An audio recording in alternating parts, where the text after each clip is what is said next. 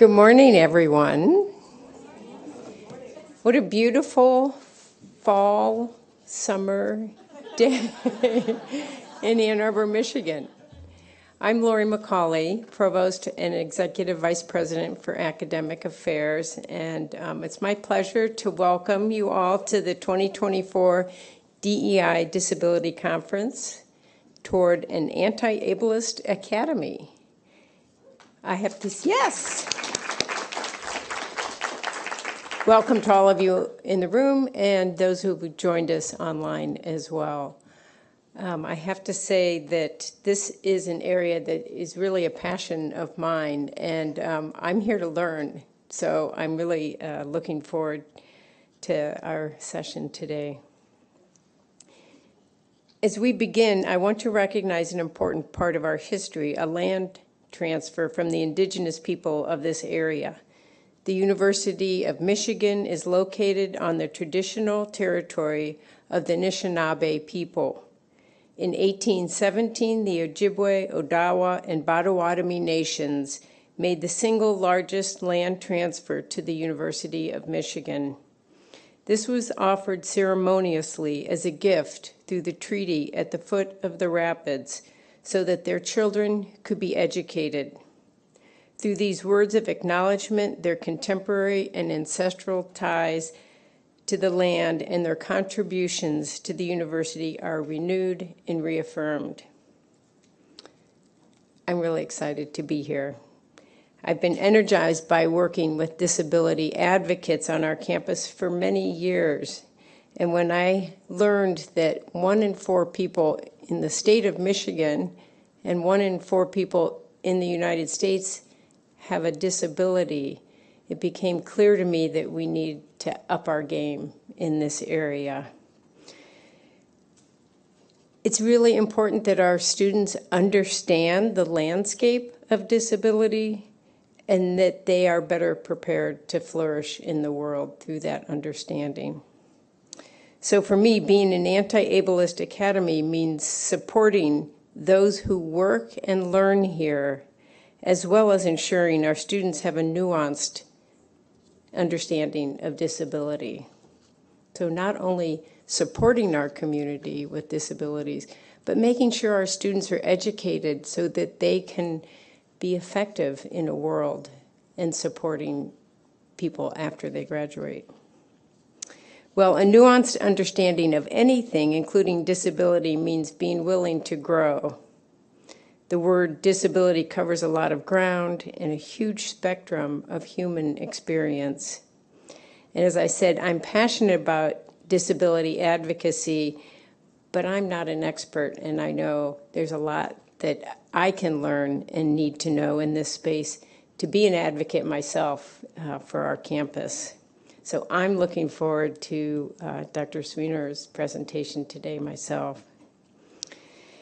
We need intellectual humility to be able to understand people's experiences, and this is especially important for leaders and policymakers, so I take this really seriously. My interest in supporting people with disabilities has crystallized a few things for me. Like all groups of people, those with disabilities are not a monolith.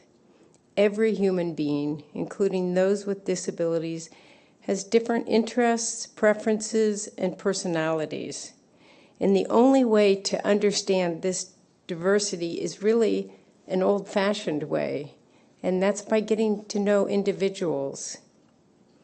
So the core of this work on a personal human level is actually quite simple, but it takes effort. It's curiosity and compassion. And from those values, others will emerge like respect and inclusion. The more I learn about people with disabilities, the more I realize I have yet to learn. And that's good news because I love learning. And we just so happen to be in a place that has that as its specialty.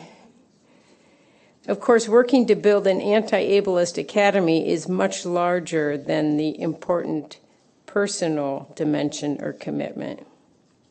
In leadership, we think about how to be more inclusive for people with disabilities in 2 ways: being both responsive and proactive. Being responsive means being warm and inviting in scenarios where people tell us what they need. It means providing ample inroads to those conversations for every employee and student on our campus. The other part is being proactive, and that means measures that we know will help many people, like creating curb cuts, crosswalks, elevators with accessibility and disability in mind. And I've had the good fortune to partner with Tabby Chavis on some of this work through some of the building projects that we have on campus, and acknowledging that just meeting the ADA standard is too low of a bar for our campus. It also means making accessibility part of our normative practices, whether we're designing websites, programs, or calling a meeting, a session like we have today. We're thinking about the ways to make it easier for people to participate equitably.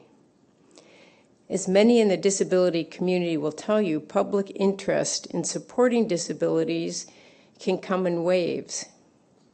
And that makes advocacy in events like this all the more important. I'm really thrilled to help the momentum of this work on our campus. I want to make sure to thank a lot of people who are instrumental in this work and in this session today. Our Office of Diversity, Equity, and Inclusion, led by Tabby Chavis. Thank you for your partnership, Tabby.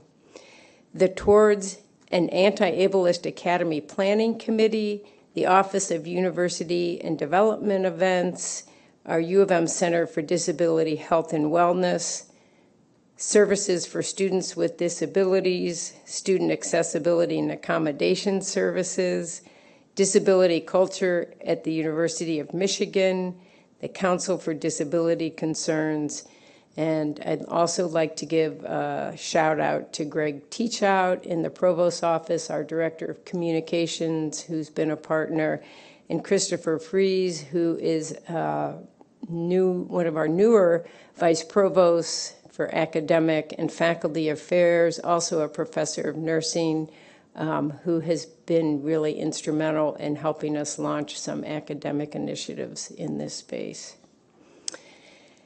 It's now my pleasure to introduce my colleague and friend, Debbie Willis, our Assistant Vice Provost in the Office of Diversity, Equity, and Inclusion, who will welcome us and introduce our speaker today.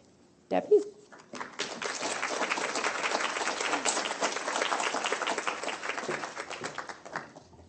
Thank you, Provost McCulley, and good morning, everyone. I'm so happy to see you all. I have the great pleasure of introducing our keynote speaker today, Dr. Bonnielin Swenor.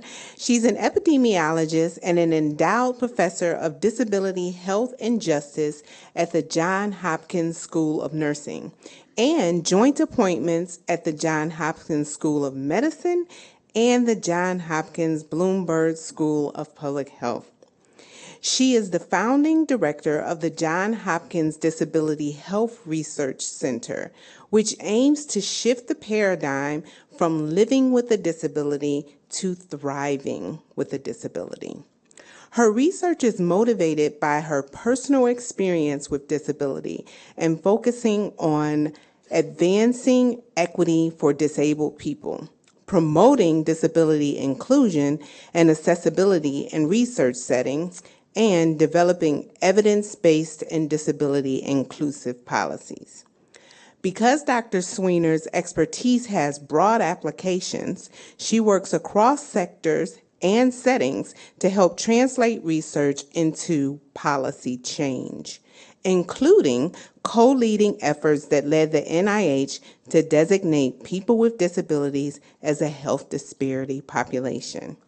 Please help me welcome Dr. Swenor.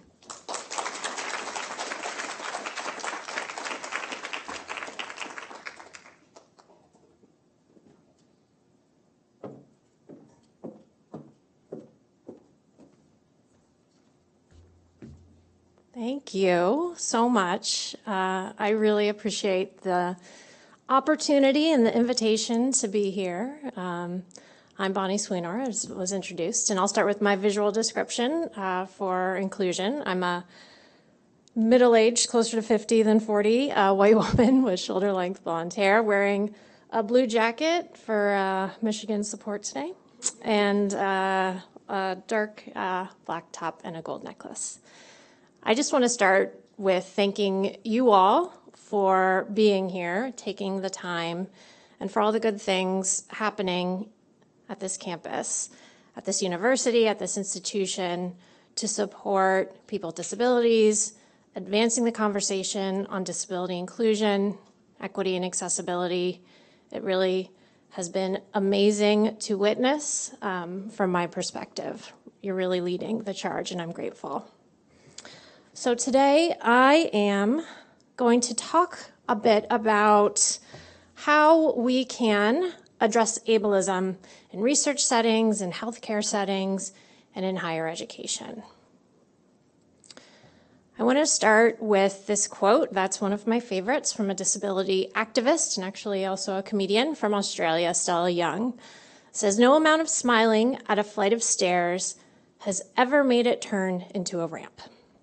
I'm sure many of you have heard or interacted with this quote before.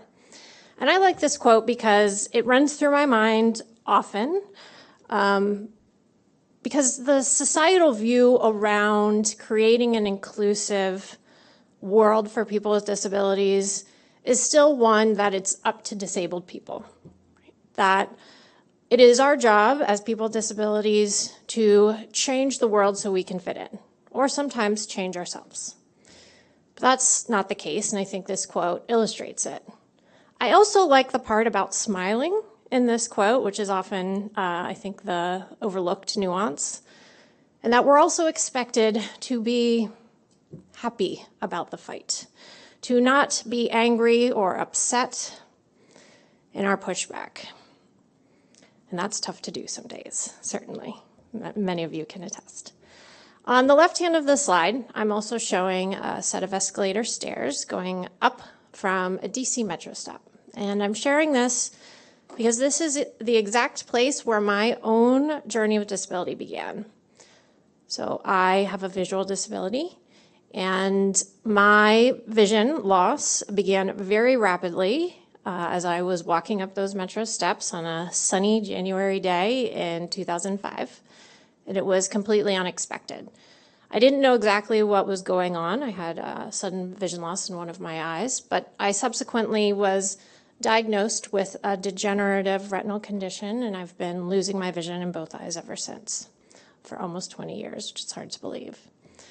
But at that time, I had just sent in applications about a month or so before to Masters of Public Health programs, something that I had worked really hard to get to. I worked hard to get through college, worked multiple jobs to get through college, and this was a dream.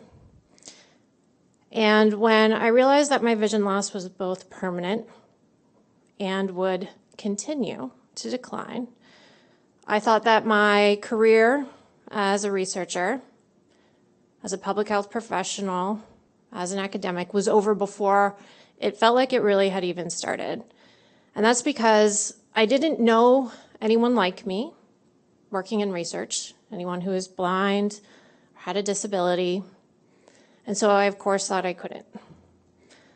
In the job I had, I was having immense challenges with just doing my job. And there wasn't any opportunities. I had no community of support.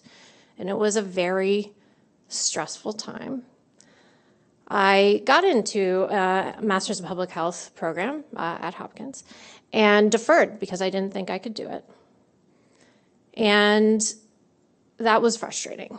And honestly, it was a very dark period where I bought into all the stereotypes of disability that society had taught me.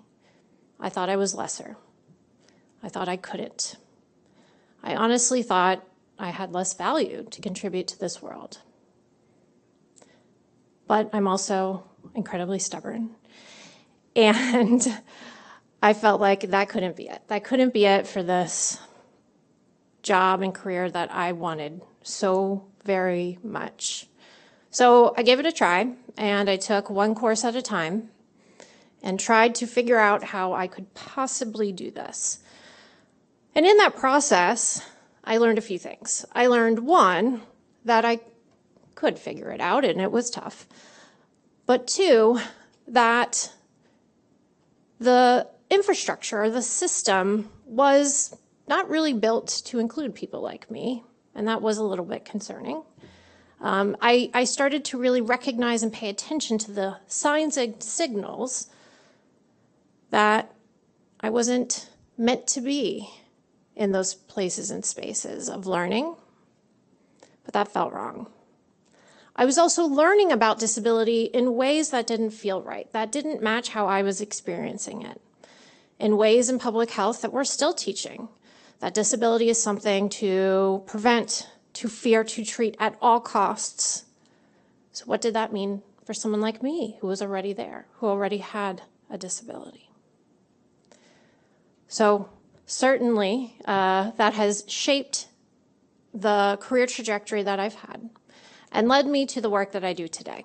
And I thought it was important to share that positionality and that history before I give the comments that I am about to give.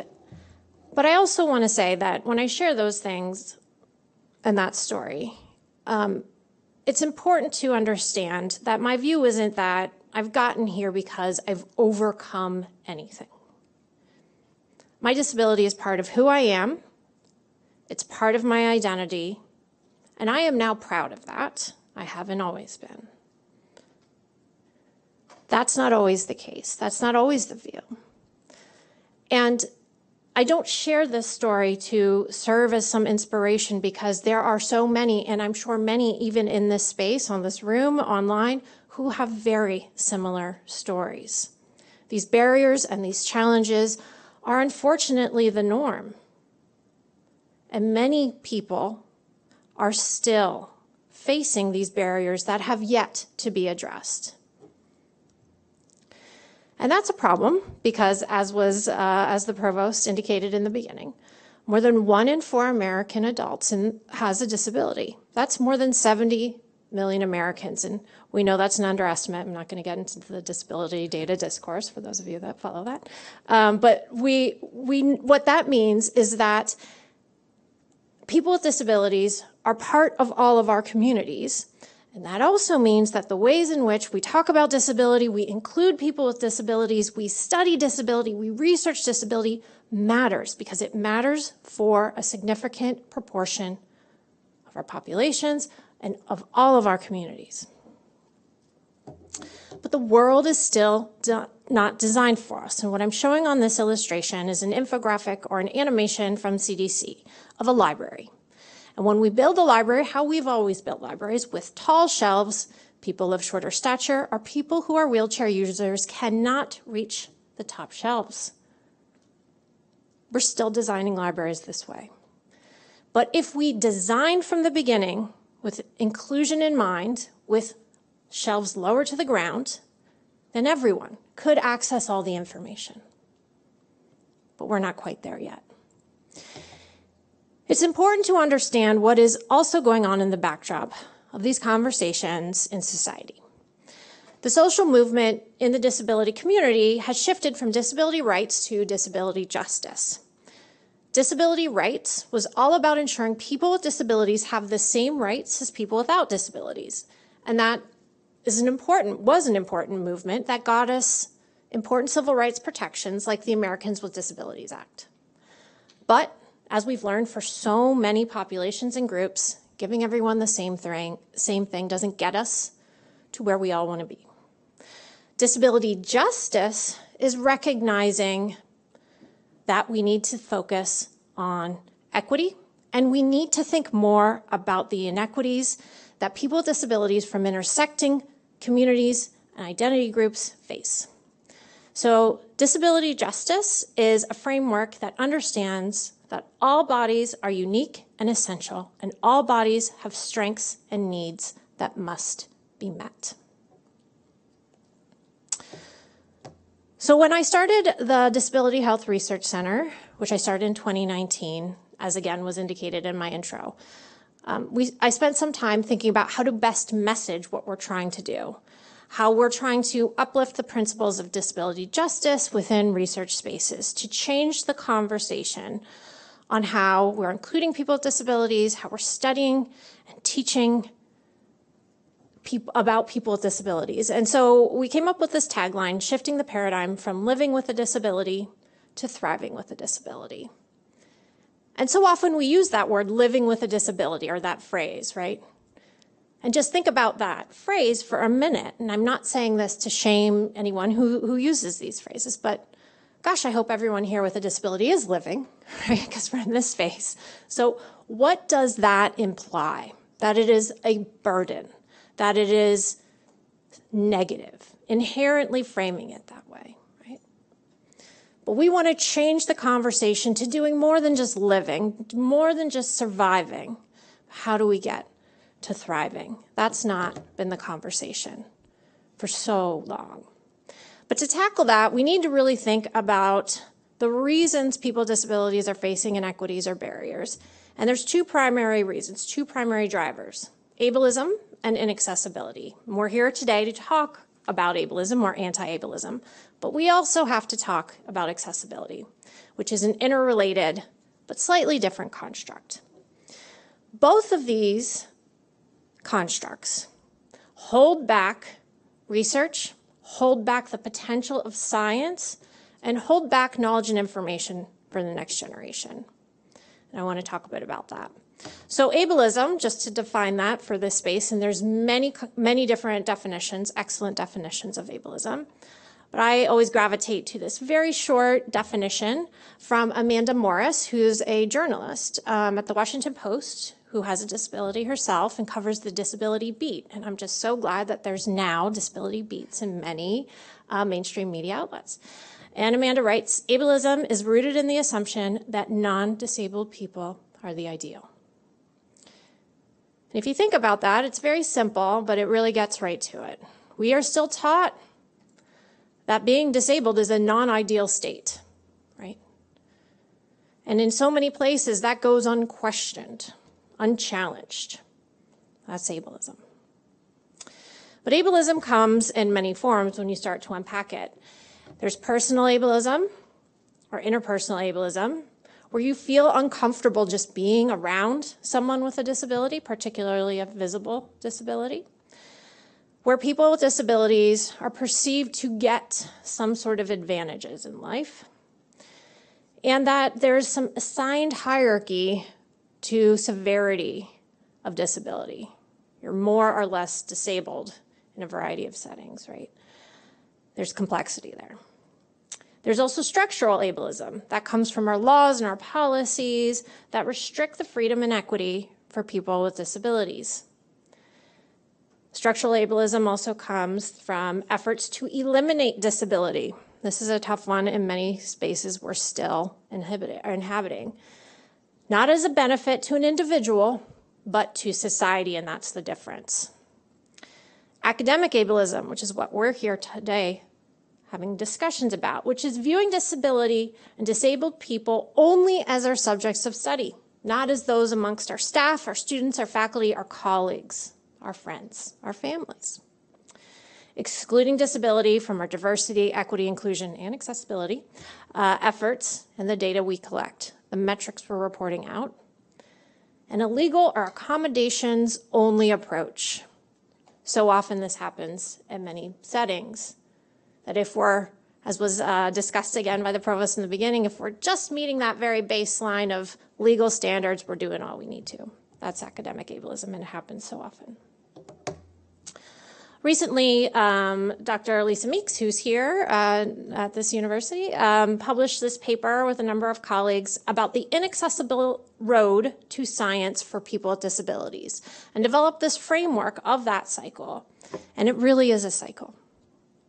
It starts with the systemic ableism that's happening in academia and in research settings that drives unconscious bias, lack of inclusive policies, barriers to learning and education, for disabled people and non-disabled people, reduced opportunities, lower representation in STEM for people with disabilities, fewer role models and mentors, I'll say, which perpetuates and deepens ableism and continues this cycle. We need to find ways to break this cycle. And we need to think at this level of detail of how we are going to do it. Is it at the policy level? Is it at the education level? Do we have to pull multiple levers at once?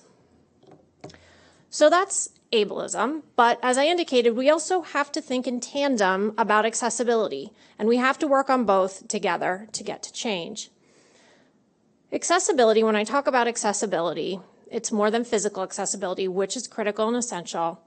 It's also ensuring equitable access to information, interactions, services, programs, facilities, and conversations.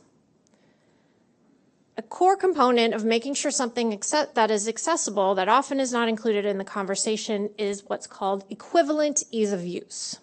So what I mean by that is, as a person with a visual disability, if I can complete a task, but it takes me 5 times as long as someone who doesn't have a disability, that is nowhere near equivalent ease of use. That is a tax on my time and my effort. That's not true accessibility. The other component of accessibility, as I indicated when I began this conversation, that's often ignored is that it is every single one of our responsibility. In all that we do all day, every day, we make decisions about accessibility, about making things accessible, and we have opportunities to improve accessibility. This is a quote and a snapshot from a great book called Demystifying Disability. Emily Ladau is a great friend and colleague who wrote this book. And in this book, which has many great topics, is a great Disability 101 guide. Emily talks about the reasons that are commonly given of why we're not making things inclusive and accessible for people with disabilities. It's too expensive. It's too much effort. It won't look nice. There's not enough time. And what happens so often, that's not our job. And we need to think about how we can change these conversations and create a culture and an ethos of prioritizing accessibility. And there's ways to do it, right? Many in this room, I'm sure, if you're educators, have learned about universal design for learning, which comes from a larger set of principles around universal design. These principles, there's 7. They include equitable use of design, flexibility of design, meaning you have more than one way to interact with the design, that the design is simple and intuitive, that information is perceptible, high contrast, for example. There's a low tolerance for error. If you make a mistake, it's not the computer crashing, for example. Low physical effort. You don't create a ramp that requires immense arm strength to go up for a wheelchair user. And there's appropriate size and space for use. So those are the 7 core principles that can be applied in almost any setting.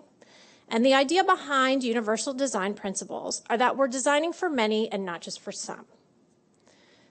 Learning these principles, understanding how to apply them in every situation can help us create more inclusive and accessible spaces, places, information, knowledge. An example, which also was given, I think, by the provost in the beginning, are curb cuts and tactile curb cuts, which is even an improvement on the original curb cuts. Designed for people who are wheelchair users, but certainly benefits people who are riding bikes, people who are carrying suitcases or pushing strollers, and now with the tactile sensors, or I'm sorry, the tactile raises, help people who have low vision or are blind, or even if you're not paying attention and you're texting on your phone. Okay. So ableism and inaccessibility are not just barriers to the impact of the work that we do in education and higher ed and research, but they also impact the workforce. There's a great book by Jay Dolmage that talks about academic ableism. I strongly encourage it. And a quote, one of my favorite quotes from this book is, "The university erects steep steps to keep certain bodies and minds out." And you think about how this is applied. We have weeder courses. We have all sorts of ways that we siphon people out of processes. Are you fit to be, at some elite level of education or research? There are tones of ableism across all of that. Should we not instead be designing learning environments, information, knowledge, so that it meets people's needs, instead of having one way and that it only works for certain groups? That's not how higher ed has historically been designed. So at my center, we were interested, because we heard from a lot of the undergrads we worked with, in trying to develop some basic metrics of how inclusive universities are. This is a challenge. There's not a lot of data on this that is publicly available or shared. As a center, we believe in the democratization of data to drive social change. This is something that we do. And so we developed some metrics based on publicly available information on university websites, as well as the accessibility of university web pages, of how inclusive undergraduate universities are. And we looked at the top 50 universities based on NIH funding. We did this because there are civil rights laws that apply here. The Rehabilitation Act states that if you receive federal funding, that you cannot discriminate on the basis of disability in institutions that get that funding. What we found, and this was not intended to really meet all the tenets of the Rehab Act, it was just intended to develop a conversation and some simple metrics to see where we're at in higher ed. And what we found is the majority of universities that we assessed were not doing so well. Got a D or an F. So the metrics we had were, is there a clear grievance process for undergraduate students when they're not getting accommodations? Is there language that meets criteria around that process? Are there accessible maps that are available for students to help them get around campus? This information is all publicly available and downloadable, but the idea here is that we have room to grow as an area in higher education to include our students. What we heard from the students who worked on this project and who we talked with when we developed this project is this information matters to prospective students who are simply just trying to figure out if they'll fit in, if a higher education is for them. But it's not just for our undergrad students. This is also data from Lisa Meeks, who's on faculty here, who has done great work in showing the inclusion or lack thereof of students with disabilities in medical school. And in 2016, her research found that only 2.7% of medical students report having a disability. And although that's increased to 4.6% in 2019, that is far from parity. That's far from the more than quarter of American adults in the United States living in communities that have a disability. We've got work to do. Additionally, this is data from NSF, National Science Foundation, showing that less than 3% of our STEM, or science, technology, engineering, mathematics workforce report having a disability, less than 3%. But what's striking is that this is the only group that has had no change in representation over the past decade, indicating we are not doing perhaps anything to improve this picture for disability inclusion in science. On this slide, I'm showing data that I published on the percentage of National Institute of Health, NIH, principal investigators that have a disability. And this is data from 2008 to 2018. And what the data that we obtained showed that from between that decade, there was a decline, 1.9% to 1.2% of funded investigators from NIH reported having a disability. I'll also add I had to get these data through a Freedom of Information Act request, but that's a different story. The data are now available, thankfully, but certainly not a great picture. Our data mirrors what NSF, the National Science Foundation, has long been reporting. Over a similar time period, about 1% of investigators with NSF funding report having a disability. Little change over that time. All of this together indicates we have done such little to move the needle on disability inclusion in science and research. On top of that, my center recently published information or data showing we have a pay gap issue. Disabled scientists earn less. People working in STEM with doctorate degrees that have a disability earn more than $10,000 per year less than people without disabilities. And if you work in academia, it's worse. It's more than $14,000 per year. Yet when we talk about pay gaps or pay inequities, people with disabilities are almost never part of that conversation. We also were interested in having conversations, we did a qualitative study to understand the barriers that faculty conducting research who also have disabilities are facing in these environments. And here's a few quotes. The one that I have in bold and red always sticks with me. I've never had a mentor with a disability. I hear this so often from students that come to me, my colleagues. Sometimes I think there's a perception that researchers or academics with disabilities, especially those that disclose their disabilities, are only, in quotes, advocates. The pandemic gave me the accommodations the institution wouldn't. It's ridiculous that I'm regularly the only disabled person in a room, a group, etc., focused on the study of people with disabilities. This happens far too often. The whole problem with academia is it presumes you're able to put in a 60-hour week. It's that grind culture. We heard a lot about that from the faculty we talked to. So despite this negative picture, I want to end on more of an asset-based conversation of including people with disabilities in the workforce. While there's not enough of this research in academia and research settings, there is data from corporate America showing that including people with disabilities on teams actually leads to increased productivity and enhanced creativity. And there's additional gain when the leaders are people with disabilities themselves, and on the team, there's people with disabilities. We've got a lot to learn, I think, in academia.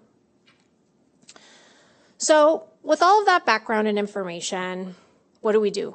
Where do we go from here?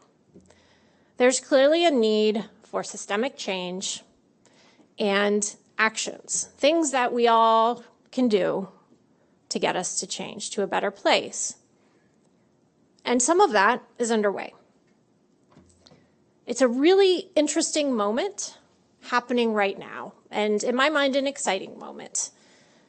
These conversations like this are happening more and more, and they're being taken more seriously, and I'm really grateful for that. But we have to keep this momentum going. So a strong signal started from an early executive order under this administration. I know we shouldn't get overly political, but this was helpful in a lot of the efforts that we used to drive change at a federal level. And this was an executive order on diversity, equity, inclusion, and accessibility. And accessibility was there specifically to make sure people with disabilities were part of DEI efforts within the federal government.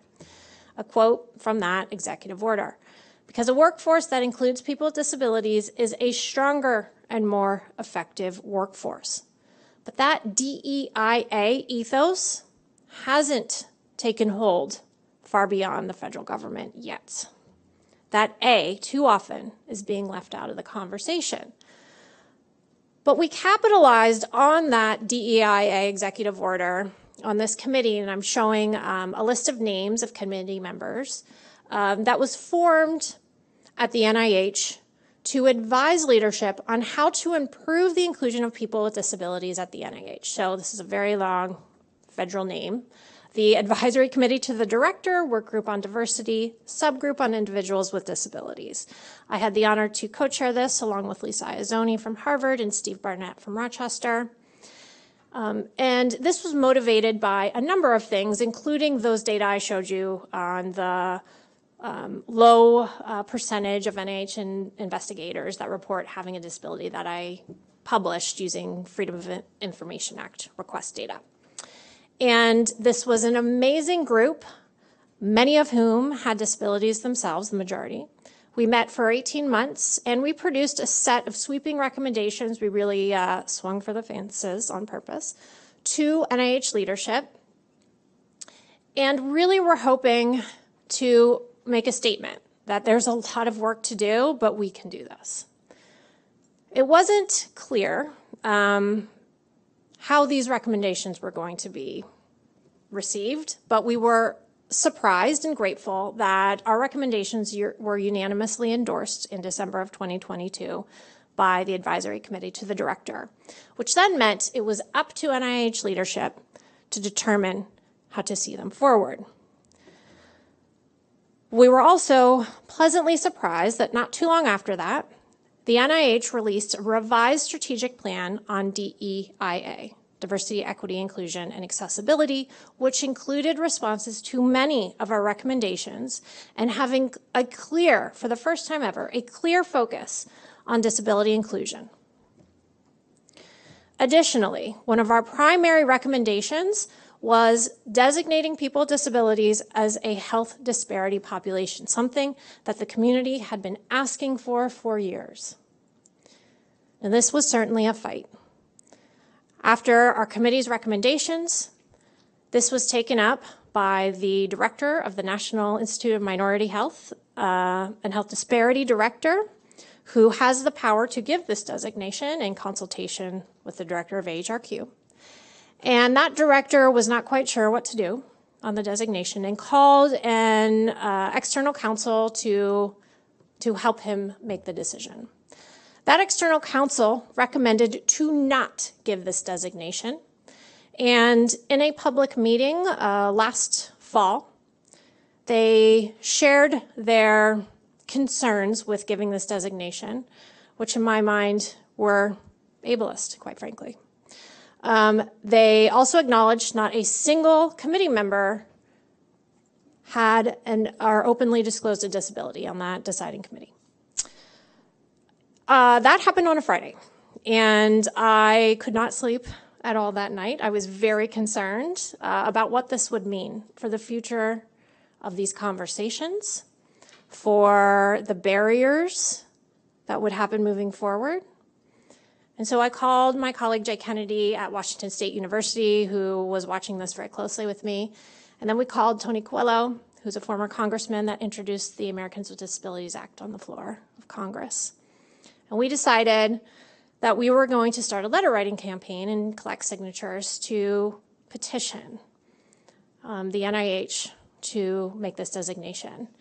And to our surprise, in less than 48 hours, we had well over 1,000 signatures, almost 2,000 signatures, which we sent to the White House, NIH leadership, and HHS leadership. And even to our greater surprise, not too long after that, the NIH announced the designation. And I share this story, and I'm sharing headlines from NIH and the Washington Post, which Amanda Morris, whose quote I used earlier, had the exclusive. Because I learned so much in that process that too often as researchers, as academics, we are silenced. We are told that we can't speak out, that we just stick to the research. But we have opportunities to impact society. And there are moments that are hard, and we are in those moments. This was not an easy pushback. We, as the letter writers, received intense pushback for our pushback. But it has led to such greater good than I could have even imagined. Not too long after the designation, a number of leaders from across the NIH wrote this commentary. One of the first time ever that I had seen NIH publicly use the word ableism.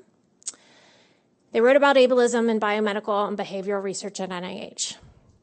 They wrote, there is space to address both disease-focused research and the health of people with disabilities broadly. This is a new concept for so many. Additionally, on the heels of the designation, there's now been more than $30 million in research funding focused on advancing equity for people with disabilities, not just from NIH, but also from the National Science Foundation. Hopefully we're getting to change. Additionally, there's conversations even happening out of the White House. So at the Office of Science and Technology Policy, which is in charge of science policy for all of our federal government, there has been multiple conversations on how to ensure our science and technology information, publications, and communication are accessible to everyone.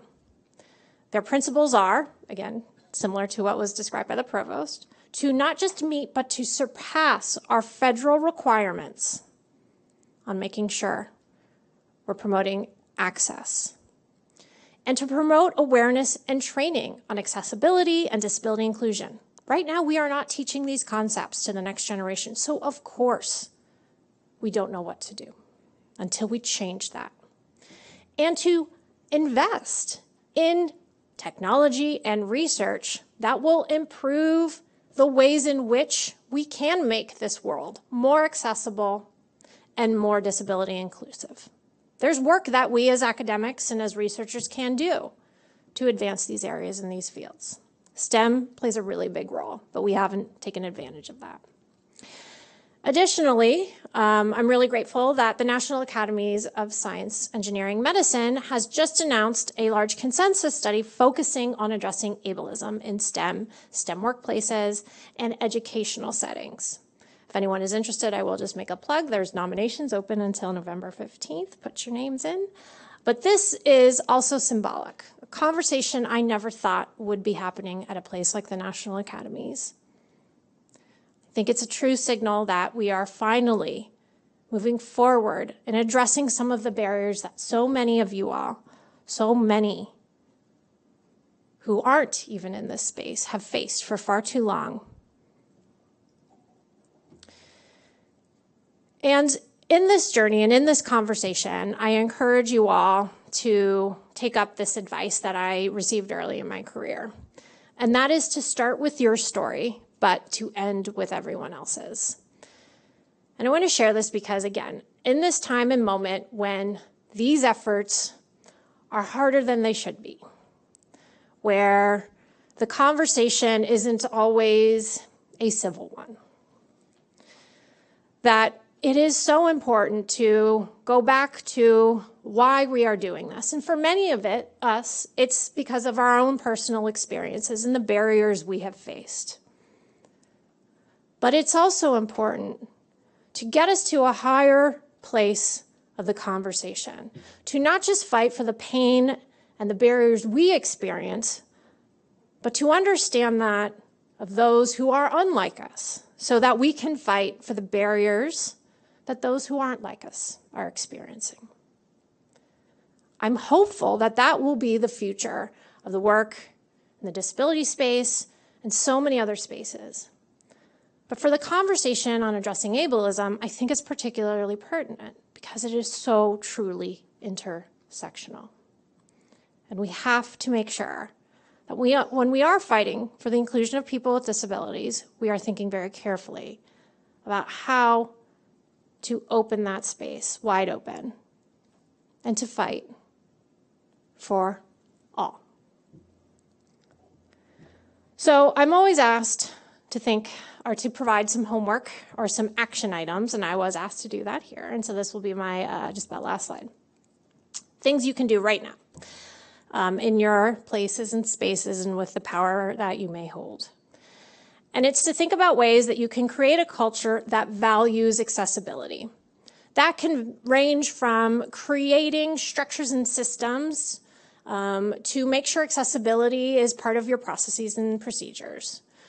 It may include training, developing training in those that you're working with, or including some aspects of accessibility learning in your curriculum as you're teaching. It also may require resources and hiring staff in certain places and spaces for the heavy lifting, meaning we don't all have to have all the solutions, but we need to know enough to do the basics. And to think about ways to use disability inclusive language, because words really do matter. There's a lot to learn. I am constantly reminded in this space, because there's not a one-size-fits-all approach here, right? The primary thing to remember is disability is not a bad word. And some people identify as people with disabilities, some disabled people, but to always understand the views of the person in front of you or the people in front of you and reflect that back, just like we do for so many other groups. It's also important to not leave out the word disability in communication. That happens far too often in our efforts to advance diversity, equity, and inclusion. As a data nerd, I always have to have a ask around data, because I think without data, we have held back progress. Find ways to fill our knowledge gaps or our data gaps on disability. We're not collecting disability data in the spaces and places we're collecting race, ethnicity, age, gender identity. That means we don't have the evidence and the information in the same ways to identify where and when things are breaking down and the impact of what we're doing. And that absolutely has to change as we are more and more in an evidence-based and data-driven decision-making society. But there's certainly concerns around people disclosing disabilities, even on surveys and forums and information, and that's real. But that's also a social construct. We create that fear. But if you don't collect the data, think about the message that sends, right? That fear is founded. So creating a culture of disclosure is something to think about. And how are you going to use the data? Who's going to have access to the data? And thinking carefully about the questions you're asking. And lastly, but most important, value disabled people's perspectives and expertise. I think we're at a point in this conversation, I don't mean this conversation, but I think in the conversation in society where we do need to think carefully around who is an expert on disability. And for too long, it has not been disabled people. Disabled people aren't often trusted, they're questioned, and we need to think about that. As I described, places of learning in higher education have been built to keep disabled people out. And so oftentimes that does mean going outside our walls to find expertise because we haven't let that expertise in. Building relationships with communities, particularly communities of people with disabilities who are multiply marginalized, and making sure that we are creating spaces where they are valued, where they can be leaders, and certainly finding ways to encourage opportunities for people with disabilities in our staff, in our faculty, and among our students. And with that, I will end it and take some questions, and thank you for listening.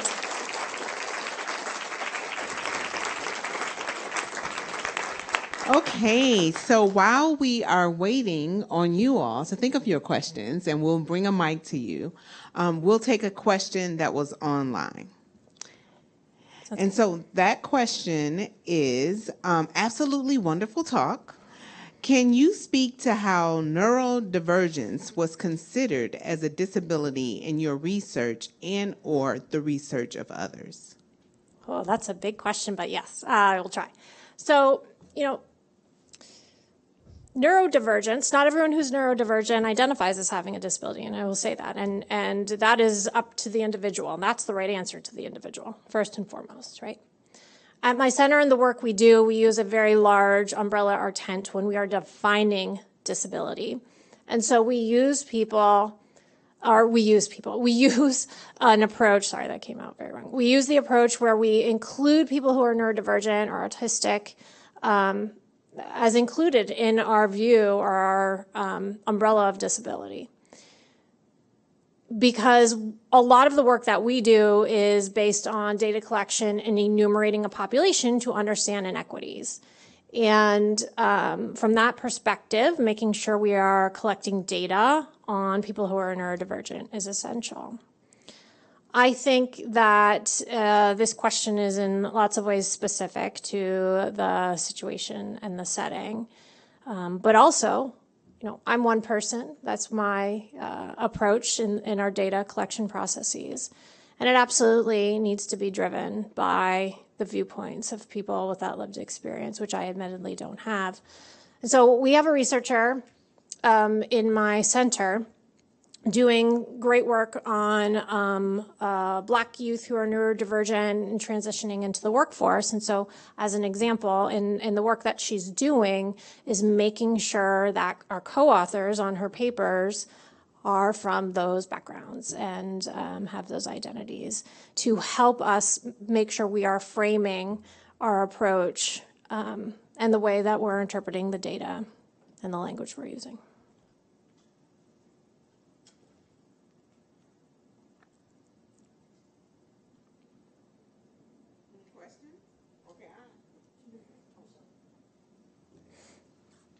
Dr. Swenor, we have a question just to your right. That was really eloquent, and I love the data-centric evidence base of your work, so thank you.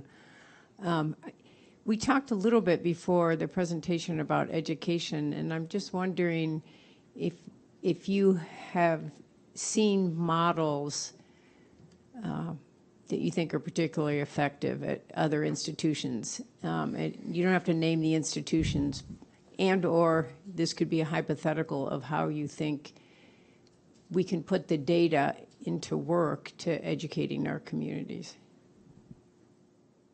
Great question. So I will share what I hope will happen in the future, right? Because I think everywhere we've got some work to do.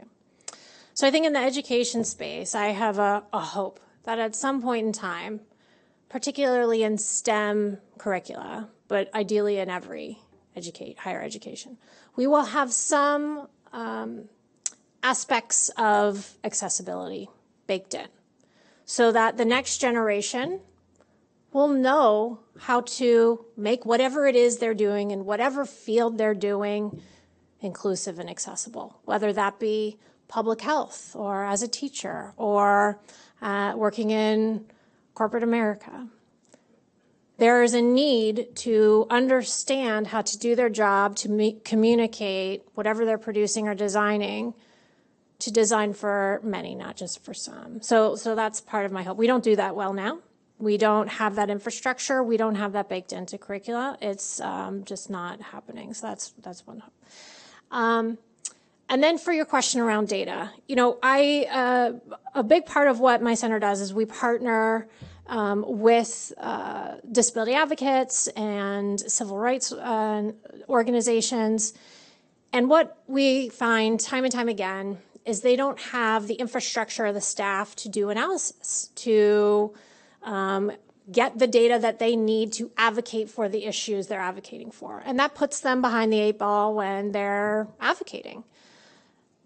And so a lot of I think the work that I'm proudest of is working with those partners and sharing our data and information and resources to equip them for when they are advocating. They're not just showing up with what, you know, their fierceness and their advocacy, but they're also now showing up with data. I've learned from our work, from our efforts in advocating for the NIH designation, that this relationship between the disability community, disability advocates, civil rights organizations, and researchers is not well established, that we have not connected enough to learn from those communities to help us make decisions about the research we're doing, and for us to share information in ways that is usable, in formats that are accessible, in plain language. And so I'm not sure if that's getting to the heart of your question, but I think that, there's an amazing opportunity for us to share our research in so many fields and places in ways that can help the disability community make informed decisions and advocate better, and we simply have not been doing it. Yeah. I'll do one online question and then I'll come to you. What tools, techniques, or resources are there to make my team more accessible for all? We often find our established communication channels and expectations don't work for all members of our team. That's a good question. I'm not sure I can completely give the answer.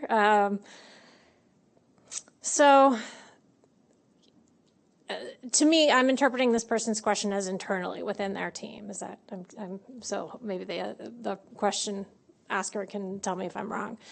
And I'll share my own experiences. So at my center, the majority of students and staff and faculty we work with are people with disabilities.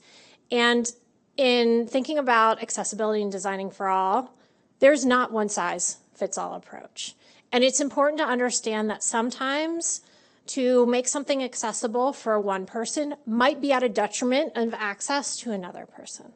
That's real. That's something that in the disability community we battle. And so there always has to be multiple pathways and avenues to accessing information, to participation, and flexibility in approach. We've done this a variety of different ways and making sure we're thinking through, is there more than one tool that can be used? Is there, a practice in the meeting that, is a way to address this issue of contrasting accessibility needs? If we share an agenda and we have a Google Doc that's running that someone can interact with, but then we also have chat, on the Zoom call, things like that. But it is constantly a learning process for myself.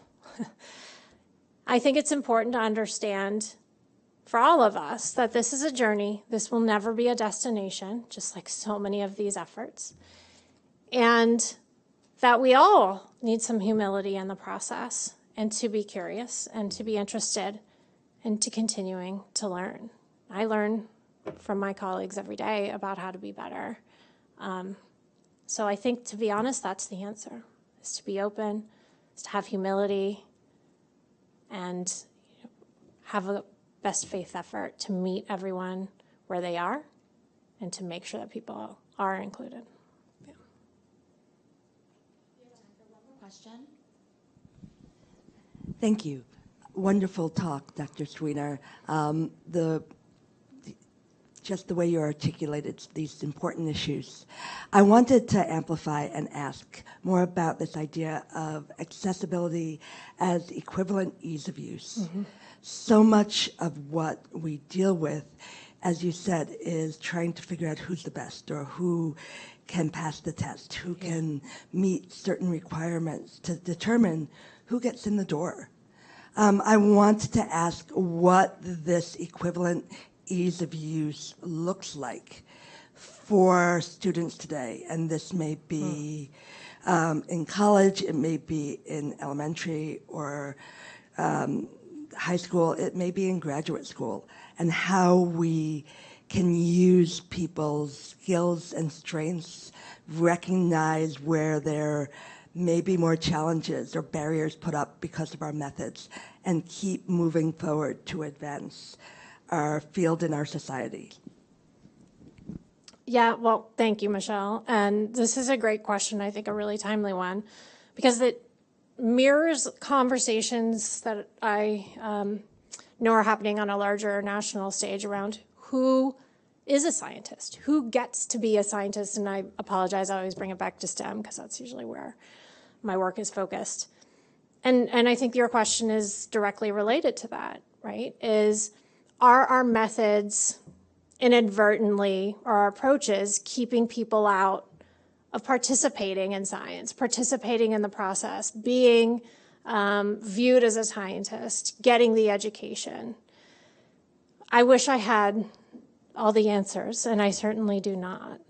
But I do think it does start with this broader conversation around, what are we trying to accomplish here? Are we trying to only have a few select individuals get to certain places, to get to have certain professions?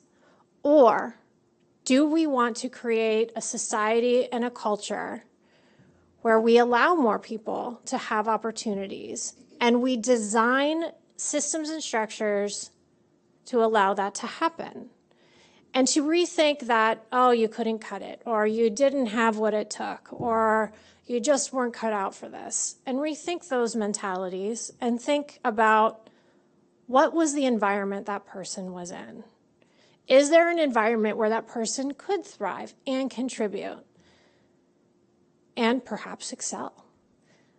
And we are all losing out, right? The reason I think about this through a lens of science and STEM is because the conversation in this country is we're behind the 8 ball in our innovation and discovery and our scientific workforce. And for people with disabilities, it's a massively untapped community of people that have been locked out of STEM, that have innovative ideas, that think about things differently, and maybe that's what we've been missing, right? And so it isn't just about the nice thing to do, it's thinking about what we can gain as in our fields, in our knowledge, in our discovery, if we rethink these approaches. But as to how we do it, I think we still have a lot of work to do, but it's a really great question. I wish I had the answer.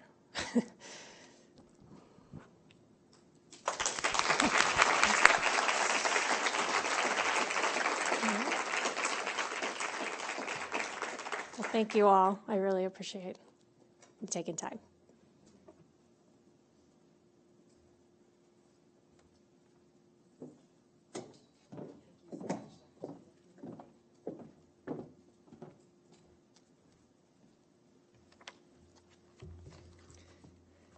Goes without saying. Please join me in thanking Dr. Swenor again.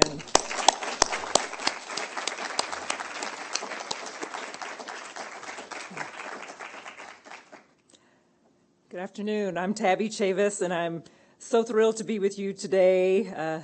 I'm thrilled and inspired by Dr. Swenor's insightful keynote, the questions that she was able to answer, the questions that she wasn't, but that are questions that we all are responsible for answering. Just made this talk, including all of the data, so really important and useful. And the ending comment that this is work that reflects us living our values, but it's also work that makes us better. We're doing this work because it fundamentally makes us more excellent in what we're able to do to not only impact this campus, but to impact society. Thank you, Dr. Swenor, because your work continues to shape the way that we are understanding and integrating disability inclusion within academic workspaces. I'm deeply grateful for your contributions and those of your colleagues in your center as well. And your advocacy at the NIH, the federal level, and the like, too. Some new things that I learned about today.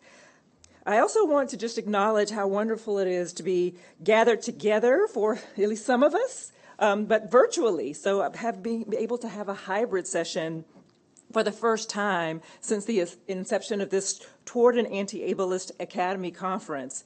This event invites us all to consider how each of us, from our particular positions, roles, offices, units, network spaces, can actively work toward creating and sustaining a university environment that not only just welcomes, but fully embraces disability culture and experiences. This conference first began in 2019, and now it's in its third iteration. Thanks to many of you who are in the room or maybe joining us virtually. It's clear how much we've grown, not just as a conference event, but as an institution, but we have much more to do, and we have further to go. Today is the mark of a new chapter, and it truly feels special to be in community with all of you who are, again, joining us here or virtually. The original vision for this conference was rooted in providing updates on the work of our Student Idea Board, which stands for Inclusion, Diversity, Equity, and Accessibility. The Idea Board was formed by our Office of Diversity, Equity, and Inclusion to assess and recommend ways that the university could support students better who are impacted by barriers to accessibility and inclusion. And again, I'm looking around and knowing who signed up. So some of the people who are here today, virtually or in person, are part of that important group.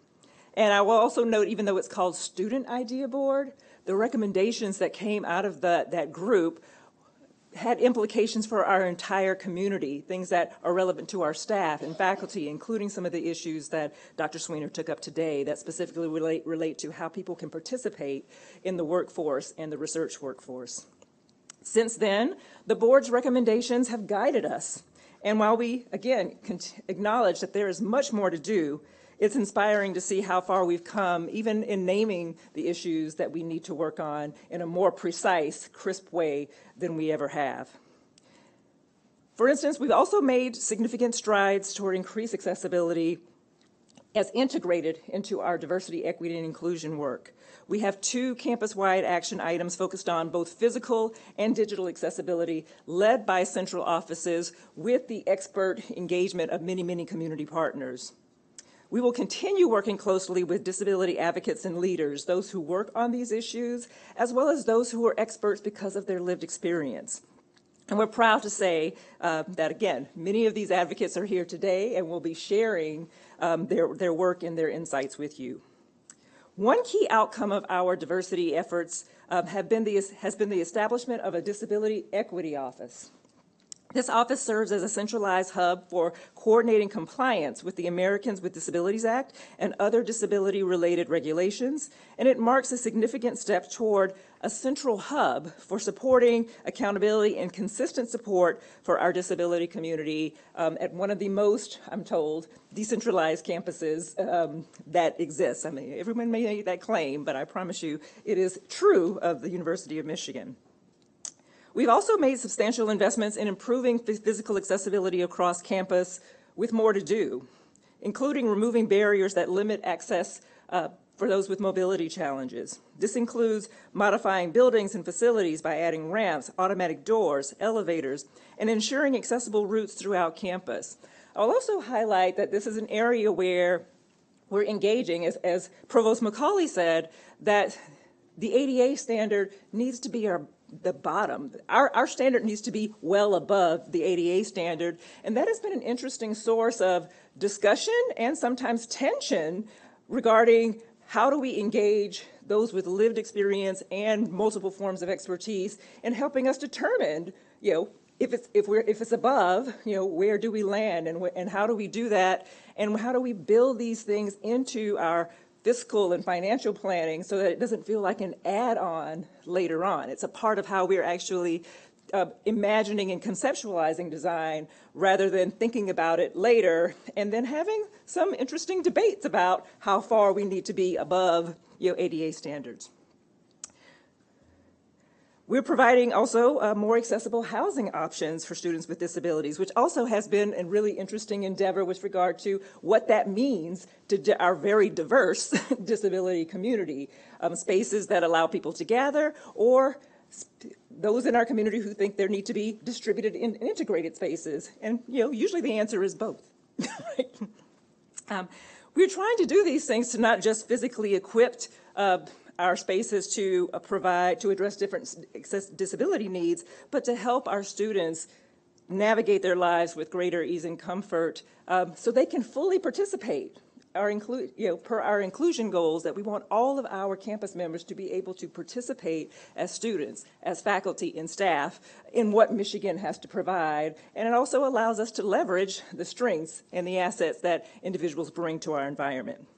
There's more that I could say, but I'm keeping you between lunch for those of you who are here in person. And you're also going to hear from some of our wonderful experts and partners on campus. Students for Services for Students with Disability, or SSD, the Council for Disability Concerns, our disability culture at U of M, DC at UM, the Center for Disability Health and Wellness, and more, who will speak to their important work and progress and recommended needs for our campus and beyond. So I invite you to join us as we continue this important work in dialogue this afternoon. Thank you for being here today, those of you in person and joining us virtually. And I look forward to continued not only conversation, but partnership and action in this important work. Thank you, and we'll do a transition to lunch.